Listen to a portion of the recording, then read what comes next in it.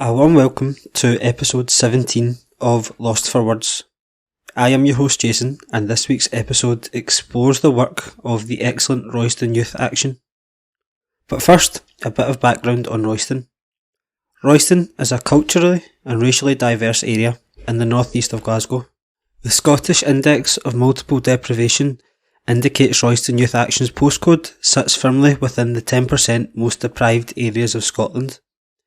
However, one of the central aims of Royston Youth Action is to instil qualities in the young attendees to ensure they are striving to achieve and become more than to be known simply for the postcode where they're from. Commonly known as the Youthy, the Royston Youth Action is run by a group of youth workers and volunteers who dedicate their time to guiding the young people along a path towards active and responsible citizenship. One of these youth workers is Mark Nitkowski, who joins me today to discuss the work of the Royston Youth Action in detail, and he begins by telling me about how he came to be a part of such an excellent organisation. I will speak to you on the other side. A quick housekeeping note before we get started. Please leave a rating or a review wherever you get your podcasts, whether that be Apple, Google, Spotify, Podbean or any other platform. It's the best way the podcast can grow and better content can be produced for you, the listener. It's your listening experience that matters the most. But enough from me, now on to today's episode of Lost for Words.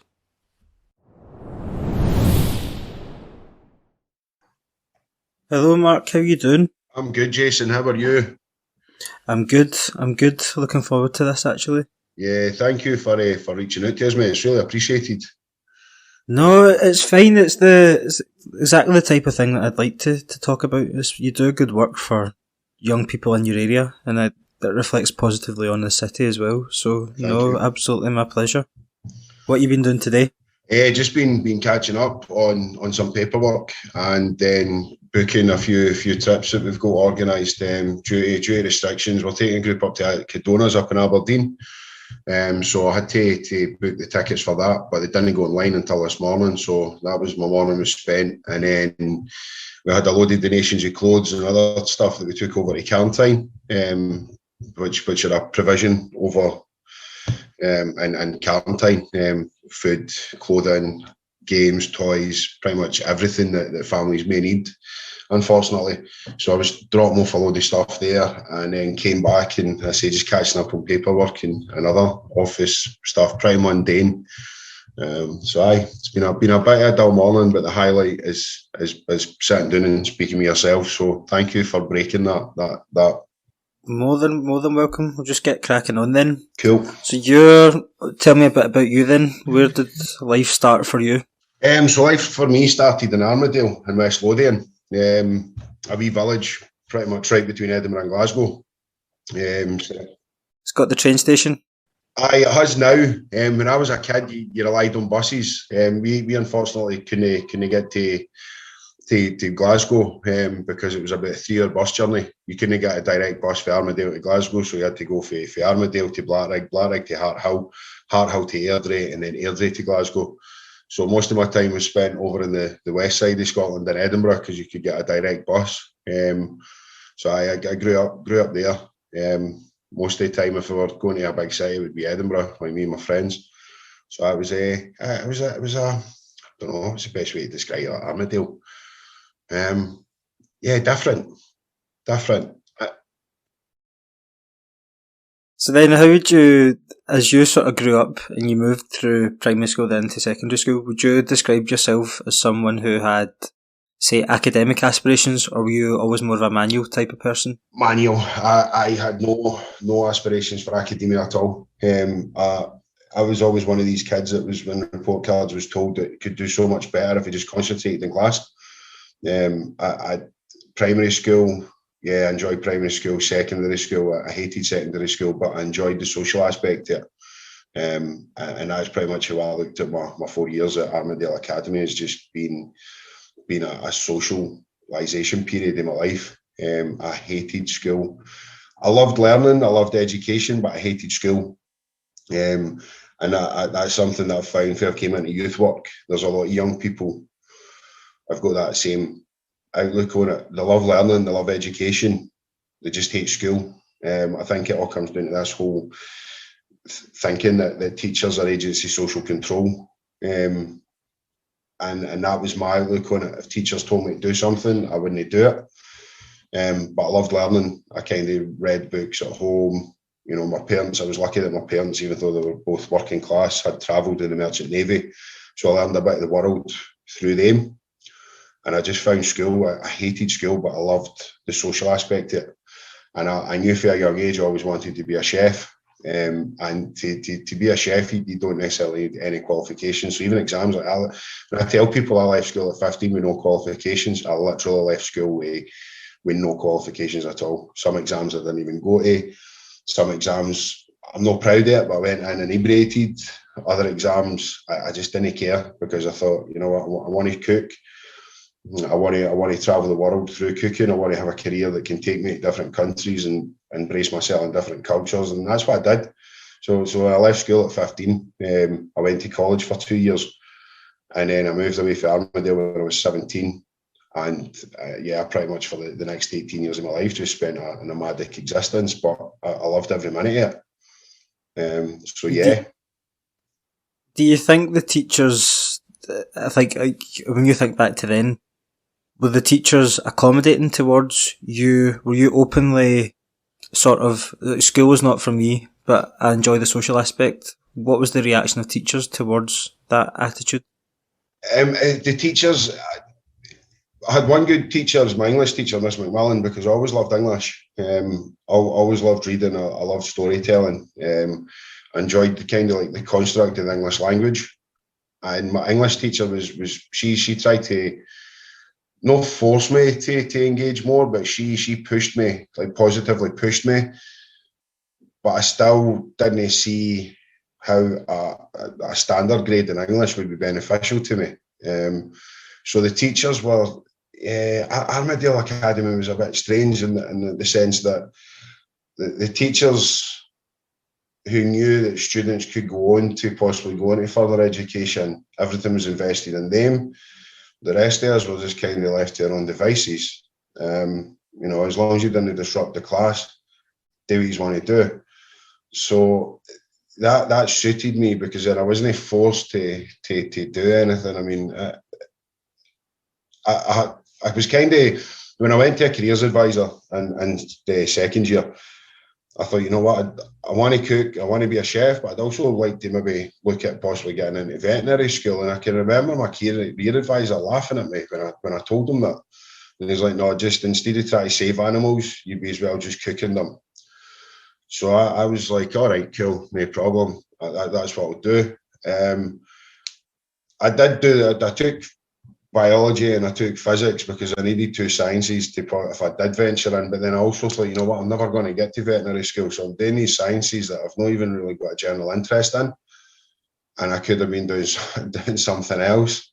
The teachers are good teachers, but if you showed enthusiasm for academic, the kind of institution of schooling, they were fine. For the rest of us, they weren't interested. As I say, they left you at your own devices. But back then, when I was at school, there was no league tables, so schools weren't performance based. It was more about just making sure that the students who could go on, as I say, to further education, go the better education than the rest of us. Whereas if it was based on league tables similar to schools now, then they would have probably tried to push us more. Then if we move away from school, but at the same time frame, say your early to mid-teens, growing up in Armadale, like, where would you quote unquote hang about, and was there much to be doing? There wasn't a great deal to do here in Armadale.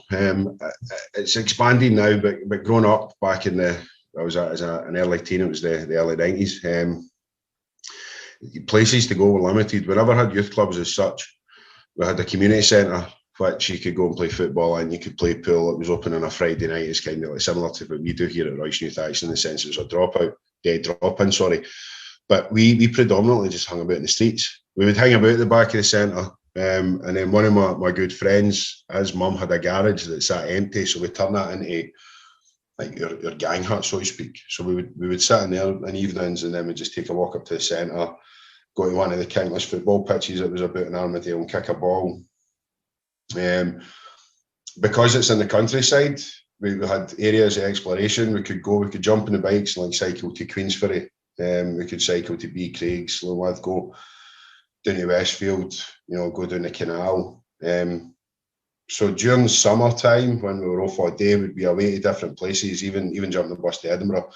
And in the evening, especially when we were during, like in school years, just predominantly hanging about in the streets. We weren't criminal, but we were mischievous, if that makes sense. There were some groups of young folk in Armadale that unfortunately were criminals from a young age. Whereas like the social group I ran around, we were just mischievous, we were boisterous. Didn't do everything right, but we didn't do it to try and be criminalised. We were respectful of their elders. We treated other people's properties with respect. But we were young boys who lived in this wee village with no really a lot going on, and tried to make the most of it. Sorry, see if you had to start to then sort of go from comparison to you to today. You were talking about there was a group of boys that did become criminals. Do you think in 2021 that there are more systems, agencies in place to stop young men essentially at that age going from just mischievous to being criminals? Is there more in place now than there was then? There is. To stop that from happening? Definitely. I still, my friends still live in Armadale. So I regularly go to Armadale, and I know there's some really good work being done in Armadale. Because Armadale as well had a serious drug problem. The drug of choice for a lot of people was heroin. And again, it comes into this whole gang affiliation thing. Older ones targeted younger guys and girls. They weren't biased in terms of gender. And got them hooked for a young age on heroin. None of my close friends did it, but I know a lot of people that did. And unfortunately, some have lost lives. They've lost lives in the sense that there's nothing for them in terms of living apart from just a day-to-day existence. And that's not to sound disrespectful to them, but unfortunately it happens when people fall into this. Now there's a lot of intervention groups in Armadale to take young people away from that and do different work with them, similar to what we do here at Royston Youth Action. But back then, there was none of that. There was very little drug awareness. It was mostly awareness of ecstasy, amphetamine, because the club scene was kind of booming then, so it was the drug of choice for a lot of people. Whereas heroin and cocaine, people would think, I can't come to Armadale, but because Armadale, where it is, and West Lothian in general, because you're right between Glasgow and Edinburgh, it is a hub. It's almost like a den of iniquity for people to come in and infiltrate and get people hooked, and then there's a reliance on it. Thankfully, that's not as bad now, but when I was younger, it was terrible. I say kids were, hooked right in for a young age because there wasn't really anything else to do. In terms of kids growing up, how do you think their upbringing, the general society for them, is different compared to when you grew up? Big thing is technology, social media. Our world was stuck to where we were in surrounding areas. Nowadays, because you can reach anything at the click of a button, you can go on social media, you can Google anything, you can look up anything. Technology itself, I think, with social media is an amazing tool if it's used correctly. And I feel that now there's more influence on how young people, not even just young people, adults in general, people heavily influenced in the world of social media, how they perceive living to be and how they can kind of reach these goals. So for us growing up when I was younger, we never had that. Your influence was a TV or radio, music, that kind of defined who you were, your personality, how you wanted to dress, how you wanted to act, how you wanted to be. Now it's there's so much more going on, and there's so much more that's accessible. And I feel that because everything can be done online in terms of personal engagement and personal interaction, there's some that are no behind on others, but they don't need to socially, like personally engage socially. They can do it over a keyboard, they can do it over a phone. And my concern with that is in years to come, how more reclusive will people become because they can access it to the comfort of their home. Even as we've seen during the pandemic, everything can be done online. You know what I mean? They can do it through Zoom, they can do it through Teams, they can do it through different channels and networks. And we are creatures of socialisation, but that may be something that becomes not necessarily redundant, but will be less willing to physically engage. So in that aspect, I mean, yeah, the world's a completely different place for when I was growing up. And I often question, like, how would I get on in society now if I was the age of the young people that I work with? And this kind of the world that they live in, and I don't know. I try and think and reflect on it. I honestly don't know how it would feel to be a teenager in society now. So tell me, in your words, who are Royston Youth Action? Royston Youth Action. So we are ultimately a community development organisation. We provide different workshops, activities, outings, trips, engage and work with the community as best we can, as often as we can. Myself, I'm a youth worker. We've also got children's workers. But our main goal and aim is to provide the Royston community with as much as possible, whether that is in learning, whether that is in getting together, whether that is in providing financial provision, material provision, cultural. We are ultimately here to work with the community to make sure that the people that come for Royston are only defined, as you rightly say, with the postcode. It's a stigma that's attached to Royston. The G21 postcode itself, if you come from an area with a G21 postcode, you're ultimately fighting for the rest of your life based on one letter and two numbers. And our ultimate goal is to try and end that. We're realistic in the sense that we know we're not going to change the perception of people based on the postcode, but what we are trying to do is change people's perception of the young people, the kids and the families that come for Royston. And once you meet them and get to know them and understand that you can come for an area that's, again, we hate using the word deprivation because statistically, yes, Royston is a deprived area, but it's also got so many good things going on for it. In terms of ethnic diversity, the sense of community, the coming togetherness, the people that have come for Royston have done good things. So that is ultimately our goal, is to just try and provide as much as we can in any way we can, whether that be in a materialistic sense, whether that's in an educational sense through informal and non-formal learning and teaching, whether that's in supporting and assisting empowerment for a very young age, right up until whenever somebody kind of goes, you know what, you guys have helped me, you've not changed the world, but you've changed my world and my outlook on the world. Thank you. That's the ultimate goal. And we've been here for 30, 31, 32 years, I believe. And it's every generation you can see that we're getting closer and closer to the end goal. It's still decades away probably, but you can see the change and you can see the engagement that Royston Youth Action gets with the community. We're here for the community, but we also are here with the community. The community makes us who we are, and we just inject our way into the community in any way we can. So that's in a very brief summary of what Royston Youth Action are, what we do, and what we're trying to do through many different outlets and means.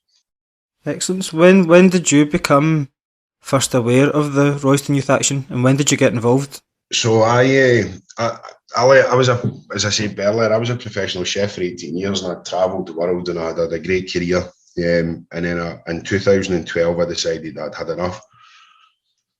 I didn't want to cook anymore. Myself and my fiance had spoke about possibly having a family. I was working in Chester. Monica was living in Blackpool. And I thought, you know what, I didn't want to live here anymore. I didn't want to do it. So I left the kitchens, no qualifications, ended up going to college for 2 years. And then I went to Strathclyde University in 2014 to do educational studies. It was a joint honours in educational studies and creative writing. And on my first year, I had to do a 70-hour placement. I didn't want to do a school, and I'd been volunteering for a similar organisation in Blackpool, and I loved it. I loved the dynamic of youth work. I loved the way you could still be teaching, you could be an educator, but it wasn't restricted with curriculums. It wasn't restricted with targets and outcomes in the sense of academic targets and outcomes. It was more about providing life skills, making more people aware of social injustices and how to fight, for social justice. So when I was researching for a placement, I found Royston Youth Action. So I contacted them, came along, done my 70-hour placement, and that was in January 2015. And I'm now a full-time youth worker here at RYA. So that was, because I wasn't from Glasgow and I had moved to Glasgow to go to uni, I wasn't aware of organisations in Glasgow. And as I say, through finding Royston Youth Action, I never set out necessarily to be a youth worker, but I kind of fell into it, and I love it. I can't say anything else. I love what I do. I love the people I work with. I love the people in the community I work with and work for. And so that was it. As I say, January 2015, it was supposed to be a 70-hour placement, and 6 and a bit years later, I'm still here. So I've done all right for it. And I noticed that one of the things that the Royston Youth Actions, one of their aims is to have the young people become responsible citizens. That's the exact same wording as is in the Curriculum for Excellence. As you say, in a non-school context, what do you do that gets the young people to become active and responsible citizens? Responsible citizenship isn't just about making sure streets are clean and windows aren't getting broken. It's about what you can express and how you can resonate with the rest of the people in your community to make them maybe realise and reflect and look on their life and then take it out. That takes work, that takes time. Fundamental for what we do in youth work is the development of relationship that comes through trust. Once you've got the trust, you can then move on. If we're speaking to young people about social justice, for instance, whether it's racism, sexism, toxic masculinity, make them aware, the negatives. You need to keep in mind where they're from, their background, what their background may be. You can't shoot them down. You need to speak to them, use sort of like transformational learning and get their input on it and then work on it. And then not necessarily make them see the error of their ways, but open their minds up to different things. Make them see that their bias might not be the way it is. Try and change this whole confirmation bias that I'm going to look for reasons and answers as to why I'm right, and I'm not interested in the wrongs. So it comes down to discussions, conversations, countless things, make them aware of who they are, where they're from, and then look at where they can lead to. Along with schooling, we're fortunate that we've got a great relationship with the 3 schools in our area, the 2 primary schools and the secondary schools. So we do work together. If the school can contact us, if a young person or a child is maybe shown like dysregulated behaviour, or they're kind of open and then they've kind of went into this reclusive nature, we work together to ensure that that they are responsible citizens in terms of their area, their own personal well-being, and then we look at taking it further. And again, it's not just only down to us. That comes down to the work that we do with the community. So the community can then help them. They can help the community. That gives them a sense of ownership, gives them a sense of empowerment. And then that they want to be more empowered. They want to have more ownership. And then that branches out and it spreads out throughout the community, the wider area, and then so on and so forth. So yeah. You touched on branching out there. So how does the Royston Youth Action engage with the wider Royston community? Royston's very, very diverse in terms of ethnicity and religions. So we try and work with the different ethnic groups, the BAME community, for instance. We hold activities for them. We work with them because they find that with the refugees and asylum seekers that are in Royston, they find that they're cut off because of discrimination, because of racism. You know, the Eastern European groups suffering xenophobia. They come to Royston, they think, you know what, we've got nowhere to go and we've got no one to go to. So we make ourselves open to everybody.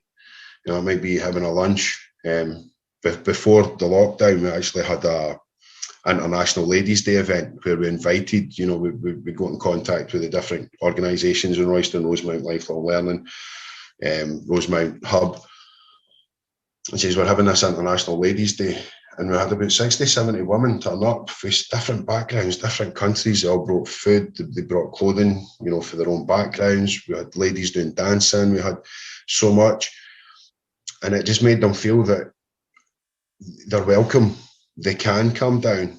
You know, they don't need to be scared of crossing the front doors because they'll be suffering racist abuse or they'll be hounded. They've got a safe place to come with people who want them to be here. You know, it's every day is a learning day for me. So I'm learning things. I'm learning about different cultures. I'm learning about different outlooks. I'm learning about different opinions. And then I can use that as a way to say, okay, let's look at bridging this gap. Let's look at reaching out to this group. You know, a group of marginalised guys along the street. We do detached work. We do it respectively because technically we're on their patch, even though we're a Royston group. If we go to a group of young people who are having a drink in the local park, we need to be mindful and respectful that we're in their turf. So it's then looking at ways to approach them and speak to them. And then suggest, look, why not come to the Youthy one afternoon? Oh, there's nothing to do, what he's interested in. We like football, okay, why don't we go and take 20 of them to go and play football. And then you're taking them away. But then during the game of football, you can strike up trust, you develop a relationship, and then you can push on and speak to them, understand what they need, what they want, you know, find out more about them so that we can insert structures and things in place to work with them. Likewise with other organisations, it's about approaching and speaking, you know, kind of the lost art of conversation, seeing what the community needs, seeing how we can provide that, what's needed to provide it, and then reach out to them. And then that's allowed us to build up great relationships with other organisations, not just in the northeast of Glasgow, but throughout Glasgow. Glasgow Cairn City, for one, we've got a great relationship with them, and they're based in Govan. We've done things for them, and they've done a lot for us. So it is about this partnership thing. So again, tying it back to responsible citizens, it's about making them aware that their focus is Royston. However, we can also make a difference in other parts, and that is a sense of empowerment for them, ownership. I helped a wee bit there. Now let's see where I can go next to do something different and take pride in being a person for Royston who's been labelled and stigmatised and demonised for a young age. But I'm worth something. You know what I mean? It's like a sense of Royston citizenship as well as being a Glasgow and a Scot or wherever they've come from to start with. Definitely, there's a great deal of pride in Royston. Royston used to be the Garngad, and it was an area that was predominantly Irish Catholic, and it's still got those roots. And I think that's why Royston is welcoming as a community, because people reflect on how they've ended up in Royston and what they've been able to build. So they're very welcoming of others coming to Royston. Like when my fiance and I looked at moving to Glasgow, we were told by everybody, don't move anywhere in the East End. When we first moved here, we moved to Tollcross, and then we moved to Royston. And the time I've been here, regardless even working here, I've not encountered a bit of bother. And my fiance's Polish, and Monica was always very dubious of speaking to people because she had quite a hard time in England. Excuse me. But people are just warm and welcoming, and it's difficult to get this through to young people because they are believed to be demonised, whether that's in the media, you know, other young people from other areas, Scotland in general. but there is a sense of pride. There is a great sense of community in Royston, and our aim is to keep that going, work on it, build on it, and as you rightly say, create pride, Royston pride. Know where you're from, know a bit about the background, where you're from, the culture, the acceptance of diversity, and then use that to spur you on. When you go somewhere, don't be embarrassed to say I come from Royston. Be proud to say I'm from Royston. We run a project, our youth forum called 12 Months, 12 Acts of Kindness, and the whole idea came from young people wanted to do something with refugee. So they created welcome boxes. I think we created about 40 welcome boxes for refugee. And the pride that the young people took for doing this, for families, children, adults, to say, welcome to Glasgow, welcome to the east of Glasgow, the northeast of Glasgow, this area that everybody kind of chastises and speaks down upon. And it was so well received. So what they looked at doing, because we're a charity organisation who rely heavily on funding, donations, volunteers, thought, what, we want to give something back. So every month they pick a different project, a charity-based organisation, and help them in any way we can.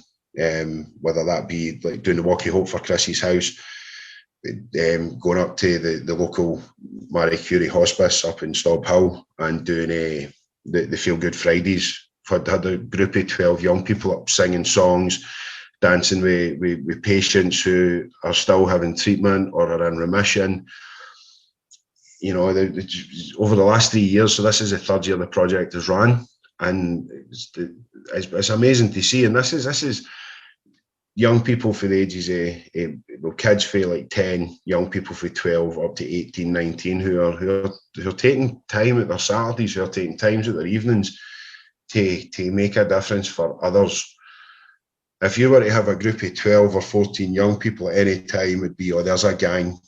So what these 12 and 14 young people are doing is they're helping other organisations and getting credit and saying, yeah, I do come from Royston. Yeah, I am labelled. Yeah, I am marginalised. But I'm trying to give something back because we've had so much. And that in itself is ownership, it's empowerment. And as you rightly say, it's taking pride of where you're from and who you are.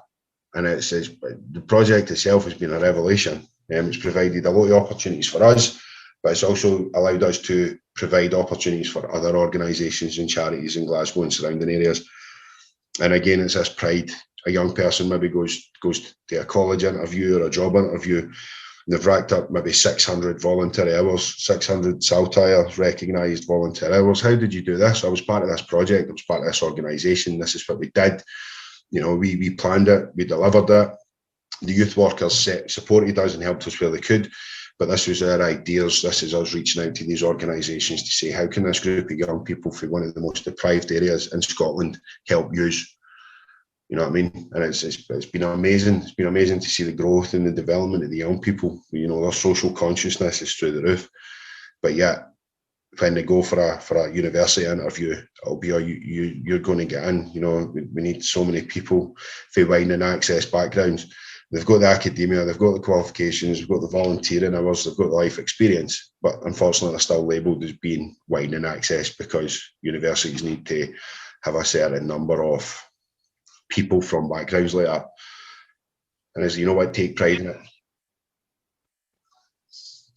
When a young person comes into the Royston Youth Action, so let's say we'll go with the summer programme, what activities can they expect to have an experience while they're in the club? So summer, for summer itself, this year's been a bit difficult due to a number of different reasons, with restrictions, funding, restrictions on the numbers of kids and young people we work with. We work with toddlers, some as young as 3, right up until the kind of Scottish classification of a young person is 25. So you find that when young people are about 18, they drop off, but then they'll still come in. We've built up great relationships with young people who are maybe in their early 20s, but will still come in. So in terms of the groups, so the children's groups, we work for primary 1 right up to primary 7. So every day there's a different themed activity. So for instance, this week has been a fire week. So we had built a fire pit out the back, had them doing s'mores, baking in a fire pit, making cakes that can be cooked in a fire pit. Everything's well supervised, everything's risk assessed. Need to make sure that we're covered for every part. So yeah, that was one day, and then the second day it was just a load of old school games, all themed around fire and earth and water. Up in the back garden, we're fortunate we've got a back garden. Today the kids are away to Fort Douglas. Next week there's another trip planned, different activities. Every day is different for the kids, so that way there's no sense of repetition. Yesterday, for instance, I have a wacky Wednesday, so everything was revolved around pretty much getting dirty, getting wet, and as messy as possible. Try and make them aware that they know everything's sanitised.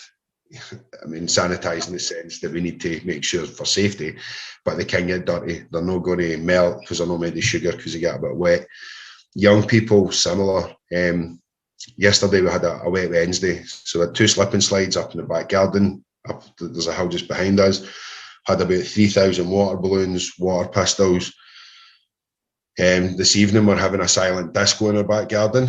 So we've got the glow sticks, we've got the rave lights, got 20 sets of earphones for them to have their silent disco. Tomorrow we're going surfing. So we're taking a group of 14 down to Coldingham Bay, which is in Eyemouth for summer.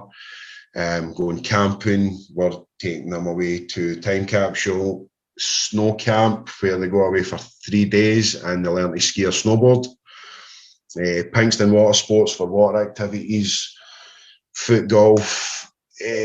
What else? We're going to Beacraig's Country Park, which is near Lithgow, and we are taking a group and we're going to have a mini Highland Games there. So I made like decent sized cables that young people can throw. We've got shot put. Yeah, we try and do as much as we can. But as I say, we're restricted because of funding problems. But that is my next question then. Well, how does the funding work? So every year we apply for different funding. Pretty much we sit down as a team and we look at things through discussions with young people and kids, things that we'd like to do. In terms of young people, we work a lot on life skills and socialisation, working with their development. We say whether it's social justice, looking at equality, how we can incorporate that in workshops. In the past, we've done music workshops where we've done a 12-week programme with the end goal being that the young people actually performed a song that they had written, composed. So we look at what we'd like to do and then look at funding that's available to do it. The problem with the funding situation, though, is say an organisation releases £250,000 and they say we're going to give X amount to these organisations. However, this must be your clear targets and outcomes. A lot of the targets and outcomes, it may be something that we feel we wouldn't be beneficial to the young people. So therefore, you've got this kind of moral dilemma of, well, do we apply for the funding to do it just so we can get the funding, or do we kind of go, well, it's not something that we feel is going to be beneficial to the young people, so why would we just receive funding to do it? This year we had applied for a large sum of money to provide food, trips, activities and provisions for the summer, and we were refused. We didn't get it due to certain criteria. So it left us in a sticky situation because without the funding, we can't do as much as we can.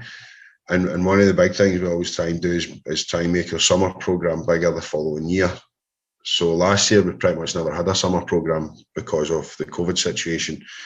And we never received the funding for this year, so we had to do a GoFundMe page. We've never done a GoFundMe. We would always do fundraisers of some description.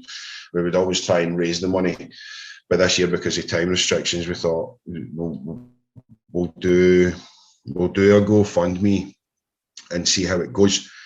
Last year, during COVID, we thought about doing a GoFundMe, but we were fortunate that we had a lot of private donations in order to pay for food provision for families, clothing, we had utility money as well that we were giving out. And a lot of people had said, if you do a GoFundMe, we'll donate. So as we thought, right, you know what, this year, let's just go for the GoFundMe. So we did that. I facilitate a boys' health group. There are between 10 and 15 young guys come, and they had says they wanted to do something to help with fundraising. So there was myself, Ryan, and 6 young guys done a 12-hour gaming session to raise money, which was, as somebody who's not a gamer, it was driving me mental. 12 hours playing video games. For some people, that's amazing. For me, I couldn't think of anything worse. But they managed to raise £400. So yeah, the funding situation this year has been difficult because we never got the amount that we had applied for. We didn't even normally, we would have maybe got a percentage off it. We never even got that this year, but we had a lovely lady donate money so we can provide lunches every day for the kids and young people, because when they come, everything's there for them. They get their breakfast, then they have their lunch, and then the kids are away between 2 and 2:30. Young people are here till maybe 4-6 p.m. And again, when they come, they get their breakfast, they get their lunch, and they get an afternoon snack. So we had a lovely lady donate money for that, and then we've had other small amounts of donations. There's been a few people doing raffles for us, signed memorabilia, and they've been fortunate enough to donate. So, and then the Just Giving page, which is still running now. We're still hopeful that we can reach our target on that as well. Otherwise, it would have been incredibly difficult we would have still managed to do a summer programme, but we wouldn't have been able to do what we've got planned. And we feel that we owe it to the children and young people, because of the summer they endured last year, to try and make it as memorable as summer as possible. Even with restrictions in place, we're still finding ways to ensure that they have a good time. So that's why we have something on every day for them. But yeah, the funding's a problem. But it's another roadblock that we as an organisation need to overcome. We can't sit and preach to young people and kids and families that you can overcome anything that's put in front of you if we can't somehow overcome the problems and challenges that we face as well. And we pull together in any way and mean we can, and provide for the community.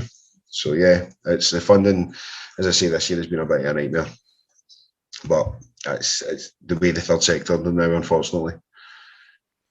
What I wanted to ask was about some of the foreign trips. How do you set this up? What other organisations are involved in being able to get a group of these young people over to different countries? There was a project that was set up, it's still going, called Erasmus Plus. And Erasmus Plus is promoted a lot in universities and colleges, but a lot of people don't know that youth groups, youth organisations, schools can be part of the Erasmus project. So Royston Youth Action signed up to Erasmus Plus a few years back.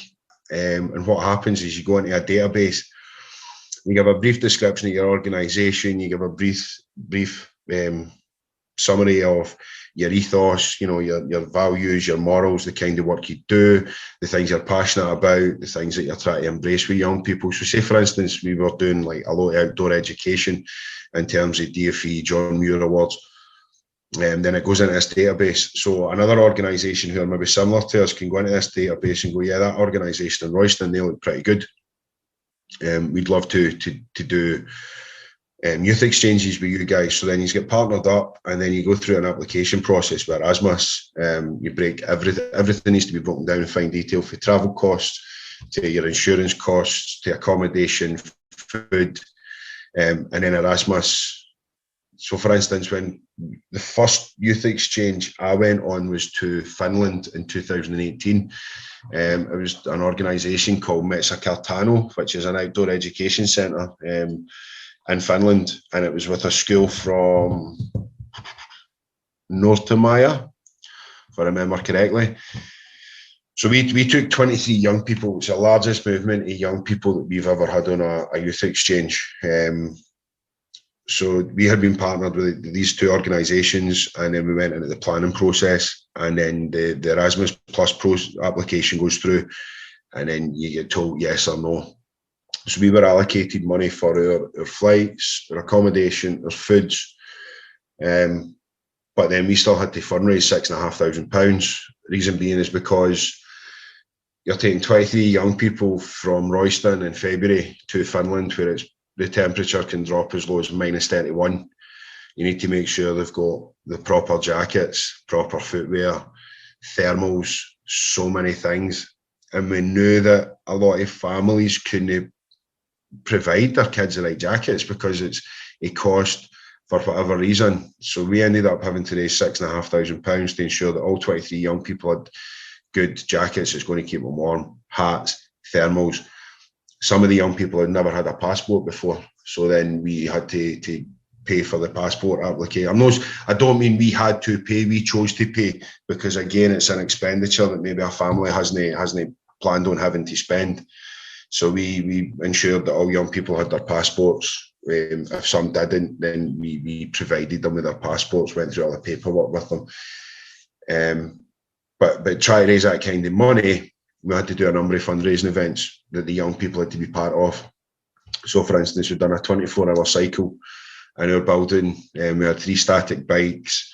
We had a day shift and a night shift. So the day shift were in from 8 a.m. in the morning till 8 p.m. at night, and then the night shift was on from 8 p.m. at night until 8 a.m. in the morning. 2 bikes had to be in motion constantly for 24 hours. So if somebody was changing over, it was again mental, but it was worth it. So yeah, we took 23 young people to Finland. One of the best weeks of my life. Didn't get me wrong, incredibly stressful, emotional, physically draining. But to share that experience with young people and the amazing guys I work with was life changing. So that's how we were involved. So we've been to Austria twice, been to Estonia, Finland, Italy. I'm trying to think, twice we've taken groups to New York as well, because we were partnering with a girls group in New York. So we took some of the girls to New York. And again, you get allocated a certain amount of money, but then you also need to take into consideration different factors. So we used to do a lot of fundraising in order to do it. But last January, the government decided that they wanted to drop the UK's Erasmus Plus standing for gold down to bronze. And then I think in February of this year, we were completely removed from the Erasmus project in the UK. I think universities could still apply. However, organisations like ourselves and other community groups were unfortunately told that we wouldn't be able to apply for any more Erasmus funded trips. Which is disgusting, because what people don't understand is when we go away on an Erasmus funded trip, it's not just about the young people going away to a different country. It's about them immersing themselves in different cultures, different languages, meeting different people. For our trip in 2018 to Finland, there's still young people from Finland and here that communicate on a daily basis. Friends for life, opportunities to go to different countries. We had it was a 4-country youth exchange here in Scotland, and there was ourselves, Poland, Hungary, and Austria. I still keep in contact with the Hungarian and Austrian leaders because they're in the same field of work as myself. So we learn from each other. If they're implementing something in Hungary, Rita will contact me and say, have you heard about this? This is what we're doing now. And likewise, when workers, leaders go to these countries, I mean, going to Finland, because as a teacher yourself, Finland was considered the best education system in the world. The way they taught their students, the way they incorporated certain things into the way they teach. So for me, going to Finland to be around 4 teachers for a week was great. And then we went to the school, and even just walking into the school, it was just that. It was like walking into a community centre. The kids, when they go to primary school, they're in the same building as the secondary school kids and the nursery kids. So throughout their educational journey in this one school, they know everybody. So there's no fear or trepidation moving into a new class, because you see the teachers on a daily basis. They've actually got youth centres in their schools, and youth workers are held in the same level as teachers, same pay scale, same salary, same time off. Over here, you say to somebody, I'm a youth worker, and straight away they'll go, oh yeah, so you take kids on trips, or you play pool with them. Yeah, we do that, but these are just tools to build relationships, so then we can get into the nitty gritty. Same going to Estonia, working with Austrian leaders. The way it's viewed, youth work is viewed completely different in other countries throughout Europe than it is here in the UK. And we continually question, like, why we're professionals in Royston Youth Action. Everybody's got a degree or a college certificate. A young lady I work with has actually got a master's degree in community development. I had went on to do my master's, but unfortunately dropped out due to life reasons. So we're incredibly educated people, but people have still got this perception of youth work as just guys and women that play pool with kids or take them to swimming trips. We do, but then we can also have conversations on different theories and theorists and educational outcomes and educational motives. And, you know, we are academics ourselves. And in Scotland, UK in general, youth work is just kind of frowned upon as a professional career. Whereas when you go to Europe, especially in Scandinavia, Eastern Europe, it's respected. It's a respected profession that is up there with teachers, because they understand that both are ways of learning, but just in different contexts, different methods, different ways, different approaches. So going to Finland for me was amazing to see the way that the Finnish education system, which anybody kind of knows about, but also the way that Finland perceives youth workers, and how youth workers are so respected. And then you come here and it's like, oh, you're a youth worker, go and play tennis with some kids. It's not like chalk and cheese almost. Oh, totally, complete opposites, definitely. Even as I say in Hungary, so like I'm still keeping contact with the Hungarian workers I was with, and the Estonians as well, Annalie and Elise. When we went to Estonia, they had been over in Scotland, then invited us over to an exchange in Estonia. There was ourselves, Portugal, Finland, and Estonia. And even like the Portuguese workers, it's like a profession that people chase. You know, I want to be a youth worker, whereas over here you kind of fall into it. It's very rare that people go, yeah, I want to be a youth worker. I fell into it. A few of my colleagues fell into it as well. Whereas in other countries, it's like, yeah, I want to be a youth worker, because I understand the difference it makes in young people's lives and children's lives. They understand the impact it can have. They understand how it is a form of education without being classroom based. Whereas over here, you say to people education, they think of schools. We're educators, just differently. Whereas in other countries, it's like you say education and they think youth work, they think sports clubs, they think swimming coaches. Everything where something a child or a young person or an adult is learning, and you're incorporating like the teaching triangle, the teacher, the student, and the ultimate goal, that they're held in so high regard. Whereas over here, it's like, yeah, you're just a youth worker. You're just a youth worker, you know. Yeah. So that's kind of how we got to go abroad. But unfortunately, as I say, UK's been removed from the Erasmus Plus scheme, apart from universities. So it's disgusting. As the restrictions ease off, how will that make life easier for you, the workers, and the young people at the Youthy? Impact greatly, positively on the lives of the young people. The past year, throughout the first lockdown, and then the second, unfortunately, youth mental health, kids' mental health was at an all-time low. People look at schools and say a lot of kids didn't like schools. For a lot of kids, school is a safe place. You don't know what's going on behind closed doors. You don't know what's happening in their home life. You don't know the worries and the stresses. You don't know how, you know, so many families lost jobs, lost income, lost places to stay, had to give up so much. that impacts right down for the parents who are continually worrying, how can I pay for this? How can I get that? How can we have heating? How can we have food? To kids who are then thinking, oh, where do I go? What do I do? You know, maybe if I get rehomed in a different house and I'll be away from my friends. Or there's children, young people who are maybe enduring abuse in their homes, not their homes, but where they live. So school is our getaway. The Youthy here is our getaway. They can come here, they can be themselves, they can relax. So for the past year and a half, a lot of kids and young people didn't have that. So they were worrying, then they got to go back to school, and then hope was taken away from them again.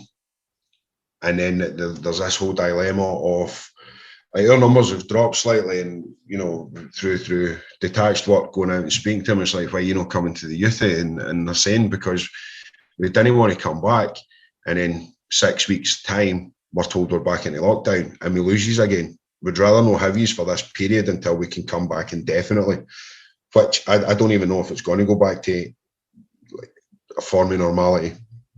So in that aspect, in terms of the children and the young people, it's going to impact them positively because they'll have somewhere again they can come to every day without restrictions and be involved. You know, we used to have young people who would come into our office just to speak to us. Now they can't do that because they can't be in the building. So you're speaking to them maybe in the back garden, or you're speaking to them at the side of the building. You know, it's an uncomfortable situation, even though they're comfortable speaking to us, because they're not maybe sitting here and being in a one place.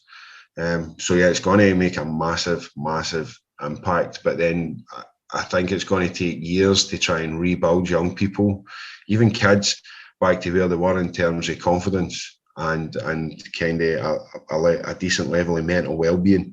Because it's the past year and a bit has been, you know, anxiety levels, depression levels, mental health issues has been ridiculous. We managed to get funding to actually have counselling for kids and young people. So we had 2 counsellors working with young people, and then we had 2 art, play and drama therapists working with kids. So that stopped 2 weeks ago, just before the summer holidays. But then we're still having check-ins with the kids and young people as well, where the therapist can just check in with them and be there for them. And then the sessioners are starting back up when the school starts back. So yeah, we're having four counsellors coming in, which again we had to fundraise with a few donations. We had applied for funding because it was something that we needed and it was available, but then unfortunately we were told no, that funding is no longer available, but we need it. Again, it's making small sacrifices for can we take from here to provide for this, because we know it's essential, we know it's needed. And the mental health service, and now it's not to be disrespectful to schools or that, but they're inundated. So young people are maybe going to speak to CAMS or speak to pastoral care, and they're being told it could take 3-4 months before you know, we'll bring you in for a 10-minute consultation, but we feel your needs maybe aren't as great as somebody else's. And again, that's not to be disrespectful to the mental health services. It's just because people are inundated now.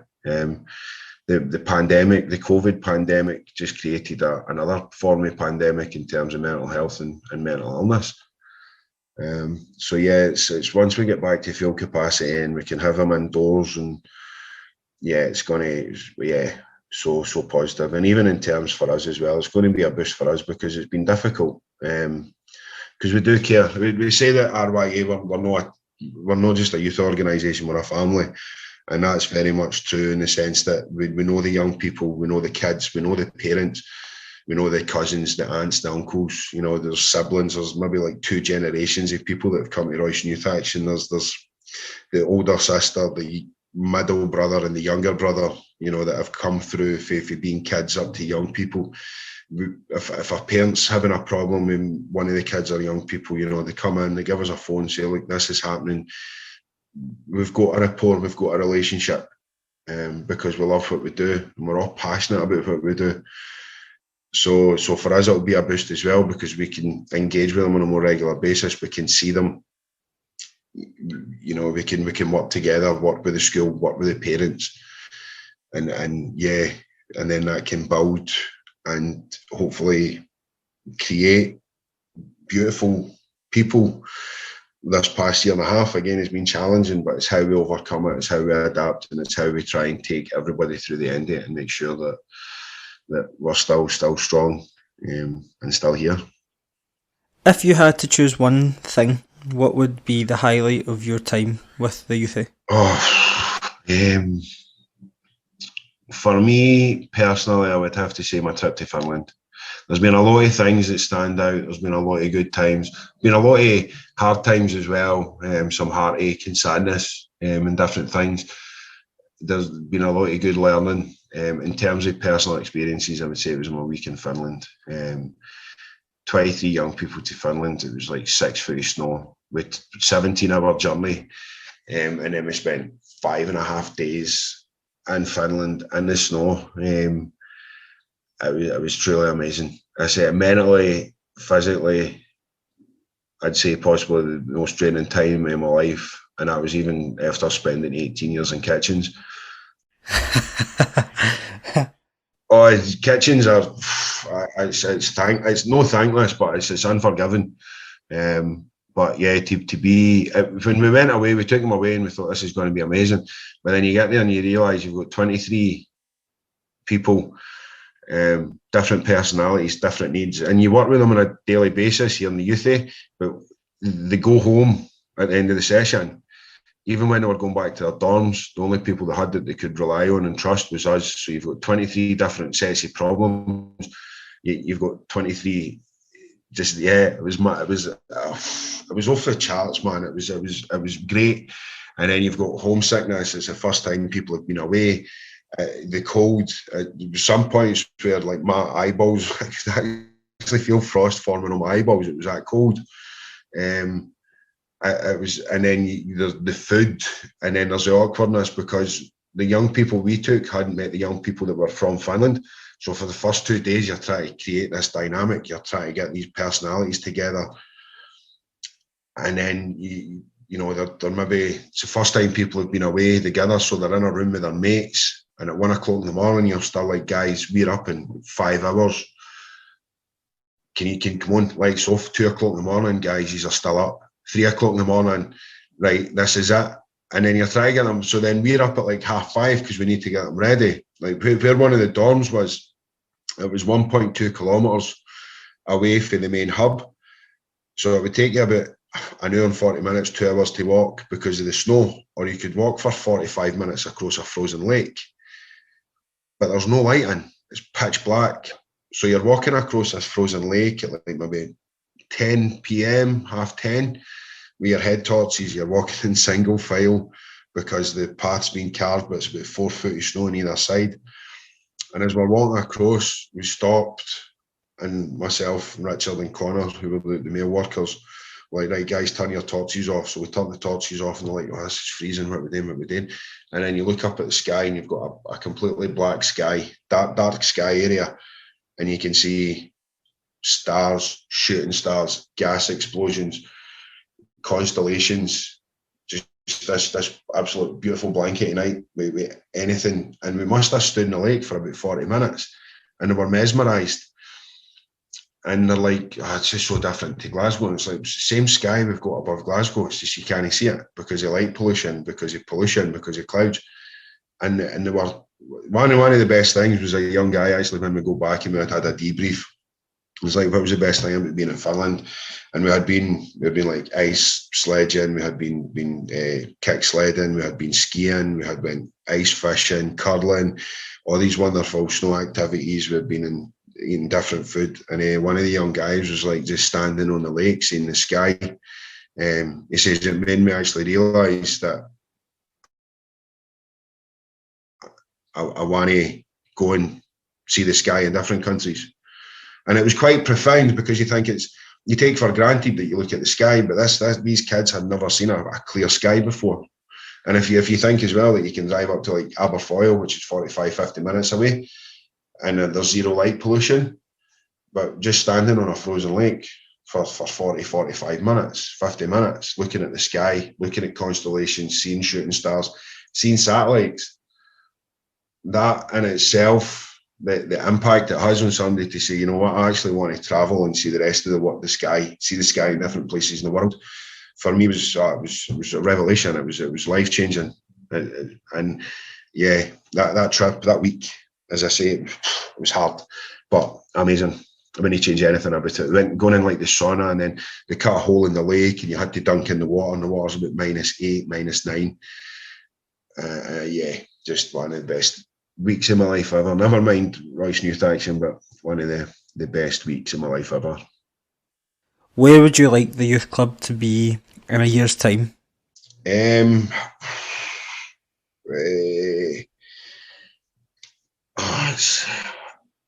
think I wouldn't like to see too much change, because I think change is good. Personal and business development is good, and the organisation developing and moving with the times and evolving is good. I think in a year's time, ideally, I'd like to see us better funded in terms of what we can provide for young people. But there's always going to be problems with funding due to the issues that our sector faces, and there's so many organisations who are technically fighting each other. They're doing beautiful work, making a massive difference to the lives of so many people, but we're continually fighting against each other for funding, because unfortunately there's not a great deal of funding out there for us, and the funding that is there needs to be dispensed among so many organisations, not even just in Glasgow but throughout Scotland. Over the past 5 or 6 years, there's so many organisations like yourselves that have had to close their doors just through lack of funding. Can't pay wages. Volunteers, unfortunately, can't keep volunteering due to problems they're facing. So in terms of Royston Youth Action, it'd be good if there was that funding there that we could ultimately just not be selfish with, but we knew that we were secure. It's like my job as well. I mean, I'm funded on a year-to-year basis. So next March I could get told there's no funding for me in April, and then I need to go elsewhere. Touch wood, that doesn't happen. And I think as well, just building on what we already do, ensuring we maintain that engagement with kids and young people, and just keep doing what we're doing. There's always room for improvements. There's always room for learning. There's always room for educating. But that comes through the reflection of the organisation and what we can be doing and what we can be doing better. So sustainability, I think, and ensuring that we're still doing what we're doing, and evolving with the times, seeing what's out there that needs to be addressed, and approaching it and tackling it with the kids and the young people and the families in the community. Yeah. Amazing. That's me ran through all the questions. Just tell listeners, where can they find Royston Youth Action on social media? So we are on Facebook. It's Royston Youth Action. Our Instagram page is RYA Youth Project, and our Twitter handle is, if you just bear with me because I don't use Twitter myself, is Royston Youth Action. Our Just Giving page is still running as well. So if any of our listeners would like to generously donate to that, it would be amazing. That is if you go on Just Giving and look up Royston Youth Action, and then our website, which is www.roystonyouth.action.co.uk. I will put the link to the Just Giving in the show description, so it'll be like a hyperlink, so people can just click on it and it'll take them straight there. You're a star, Jason. Thank you very much. Right, thank you so much, Mark. Thank you mate, for the opportunity. As I say, it's greatly appreciated, and I hope it sounds as good hearing it back as it did when I was mumbling and muttering away, mate. So yeah, of course awesome. It will. Of course it will. Thank you so much again. Thank you. Have a good one, buddy. Cheers.